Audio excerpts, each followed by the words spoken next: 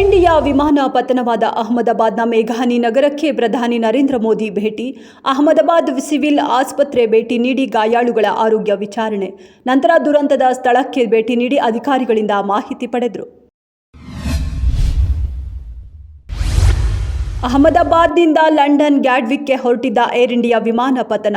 ಅಪಘಾತದಲ್ಲಿ ಎಲ್ಲವೂ ಸುಟ್ಟು ಕರಕಲಾದರೂ ಆ ಅವಶೇಷಗಳ ಅಡಿಯಲ್ಲಿ ಭಗವದ್ಗೀತೆಯೊಂದು ಪತ್ತೆಯಾಗಿದೆ.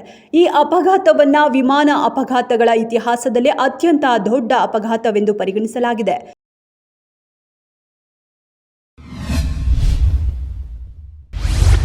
ಲಂಡನ್ಗೆ ಹೊರಟಿದ್ದ ಬೋಯಿಂಗ್ ಡ್ರೀಮ್ ಲೈನರ್ ವಿಮಾನದಲ್ಲಿ ಪ್ರಯಾಣಿಸುತ್ತಿದ್ದ ರಂಜಿತಾ ಗೋಪಕುಮಾರನ್ ನಾಯರ್ ಕೇರಳದ ಪತನಂತಿಟ್ಟ ಜಿಲ್ಲೆಯ ಪುಲ್ಲತ್ ಮೂಲದವರಾಗಿದ್ದಾರೆ. ಕಳೆದ 4 ವರ್ಷಗಳಿಂದ ಲಂಡನ್ನಲ್ಲಿ ನರ್ಸ್ ಆಗಿ ಸೇವೆ ಸಲ್ಲಿಸುತ್ತಿದ್ದರು.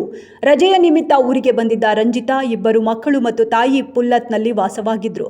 ಆದರೆ ವಿಮಾನ ದುರಂತದಲ್ಲಿ ತಮ್ಮ ಜೀವವನ್ನು ಕಳೆದುಕೊಂಡಿದ್ದಾರೆ. ಮಾಜಿ ಲವರ್ನಿಂದ ಯುವಕನನ್ನ 21 ಬಾರಿ ಚಾಕುವಿನಿಂದ ಇರಿದು ಕೊಲೆ. ಬೆಂಗಳೂರು ಗ್ರಾಮಾಂತರ ಜಿಲ್ಲೆಯ ನೆಲಮಂಗಲದ ಗೊಲ್ಲಹಳ್ಳಿಯಲ್ಲಿ ತ್ರಿಕೋನ ಪ್ರೇಮ ಪ್ರಕರಣ. ಕೊಲೆಯ ನಂತರ ತಲೆಮರೆಸಿಕೊಂಡಿದ್ದ ಆರೋಪಿಯನ್ನ ಬಂಧಿಸಿ ಜೈಲಿಗಟ್ಟುವಲ್ಲಿ ನೆಲಮಂಗಲ ಗ್ರಾಮಾಂತರ ಪೊಲೀಸರು ಯಶಸ್ವಿ.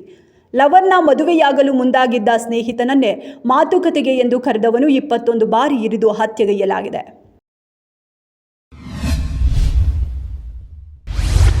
ಹನ್ನೆರಡು ಸಿಬ್ಬಂದಿ ಸೇರಿ ಒಟ್ಟು 242 ಪ್ರಯಾಣಿಕರು ಇದ್ದರು.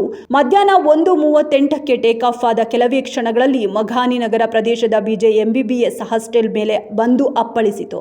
ವಿಮಾನದಲ್ಲಿದ್ದ 241 ಪ್ರಯಾಣಿಕರು ಹಾಗೂ ಹಾಸ್ಟೆಲ್ನಲ್ಲಿದ್ದ 24 ಭಾವಿ ವೈದ್ಯರು ಜೀವ ಬಿಟ್ಟಿದ್ದಾರೆ. ವಿಮಾನದಲ್ಲಿದ್ದ ಓರ್ವ ಪ್ರಯಾಣಿಕ ಜಿಗಿದು ತಮ್ಮ ಪ್ರಾಣವನ್ನು ಉಳಿಸಿಕೊಂಡಿದ್ದಾರೆ.